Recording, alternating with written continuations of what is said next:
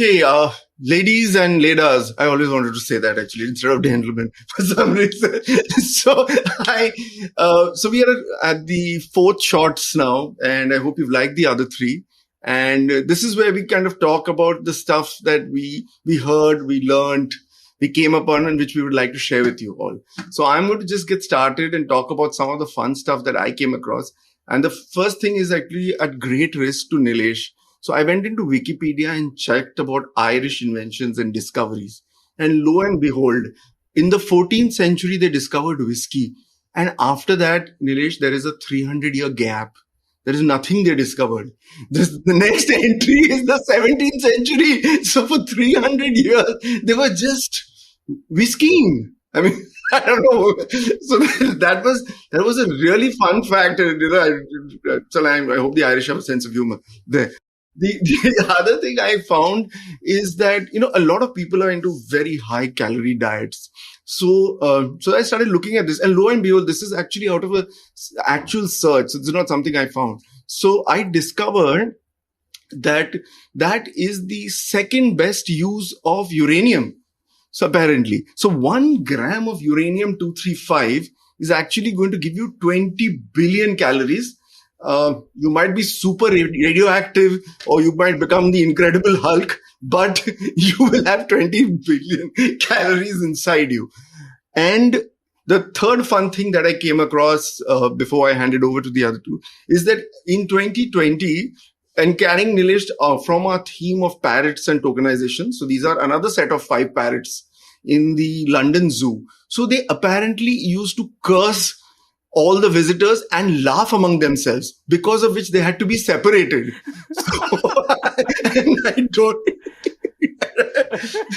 So we don't know about that, but I don't know how they learned it, but I must get into this parrot behavior a little more, because they seem to be very, very intelligent. They laugh at people, they abuse them, and they use tokens. So I think that's a very interesting combination. So what did you guys learn? So I'll go next. So it was a chance discovery, by the way, and I have to tell the story about the discovery part also, how I came across this strange fact. So my wife recently traveled to the IBM HQ, and Samiran, you work for IBM, so you'll know it is an Armonk, right? And she when she was going through the immigration, I mean, very proud, first time visiting. She is a bleed blue kind of a person, core IBMer. So she told the immigration guy, she said, "Okay, where are you going?" She said, "Armonk." So he said, "What? Where?" So now her thought was lowered. He said, "Armonk?" Still nothing registered. And then this guy says, "Where is it?" So she said, "New York, Armonk, New York." I mean, more than 100-year-old company has a HQ there, but people are not aware, strangely enough. So I started thinking that what are some of the strange places that we know in India? And if I go to the immigration officer and he says, "Okay, where are you from?" And I say, "I am from Badoni or Balia or Kakinada," will it register? I mean, are we more aware of our geography? Anyway, so this Armonk thing led to a very strange discovery that there is an actress from Armonk who holds the record for winning an Oscar for shortest ever screen time. Okay, so that was very interesting. And I searched that, okay, and I'll give you the number, but the interesting part is that we all know Silence of Lambs, right? And you know it because of Anthony Hopkins. But strangely enough, Anthony Hopkins just had 16 minutes of screen time in Silence of Lambs, and he won an Oscar for it. So it does come under, Oscars won for very short screen time. Before I go to the shortest, I'll go to the second shortest because it is very close to our hearts. We all did Van Gogh, right? And Van Gogh tour, and this was given to Anthony Quinn. It seems I didn't even know. So Anthony Quinn was in a movie about Van Gogh, and he plays Paul Gauguin, the Paul Gauguin, the friend of Van Gogh, yeah, and his role was about friend, 8 minutes. It is the second shortest role ever, and the shortest role is Beatrice Straight. Her role was mere 5 minutes and 40 seconds, and she won the Best Supporting Actress Oscar. And even within those 5 minutes and 40 seconds, 4 of them are a single, soliloquy of her character's mixed emotions. So she's just talking about how her husband cheated on her or something, and that's it.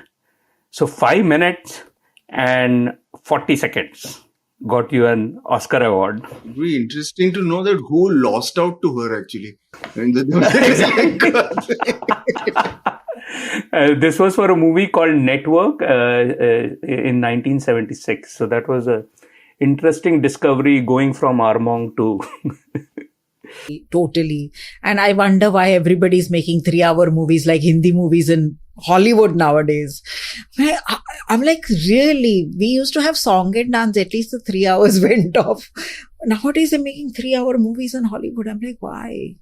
And then after 3 hours, they tell you to be continued. There is a part 2. I'm like, dude, what were you doing? What about the part when you have to hold on after the titles because you think something's coming? Correct. Nowadays, I started asking the ushers Marvel. Also. I said that that's only Marvel Universe.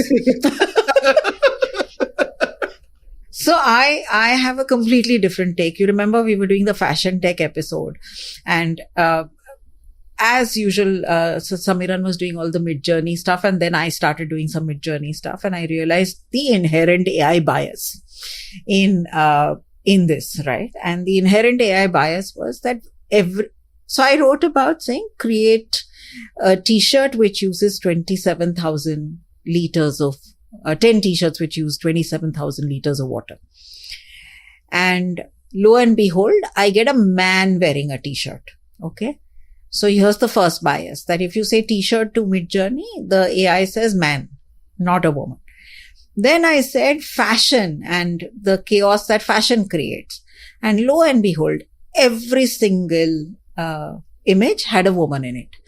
And I'm thinking to myself, okay, obviously there is a male bias coming in over here. So let's leave it at that. So now to break that bias, I found a very, very interesting one. Did you know that men wore high-heeled shoes before women? So for all the nonsense that we're talking about, men actually started wearing high-heeled shoes before women. Nice. And did you know that it was Persian horseback riders, warriors actually. So it's very, very masculine, huh?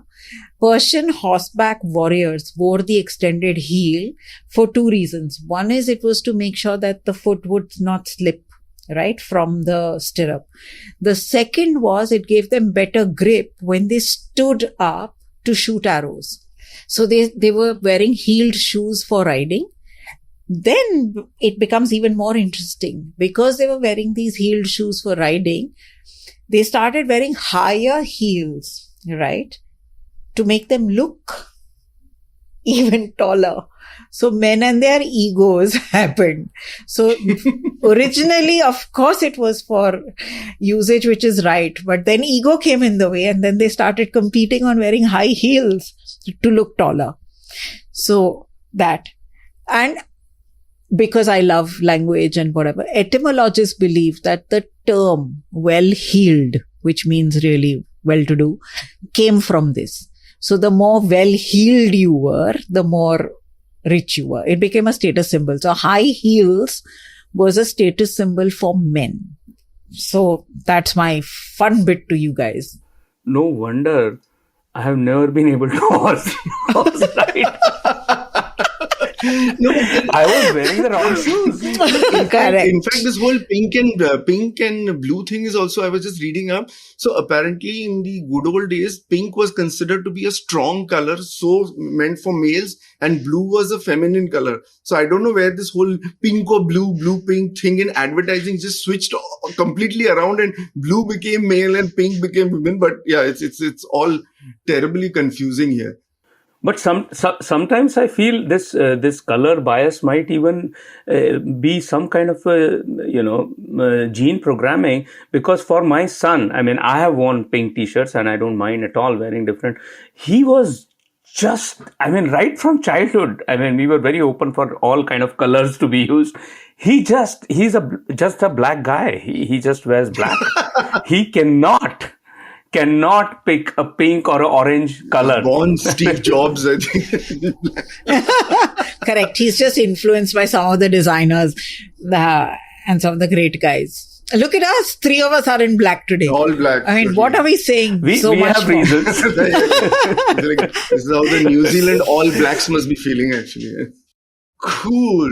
That kind of brings us to the end of this shorts. And before we go away, I thought I'll leave you with a little tip for people who struggle to politely call someone stupid.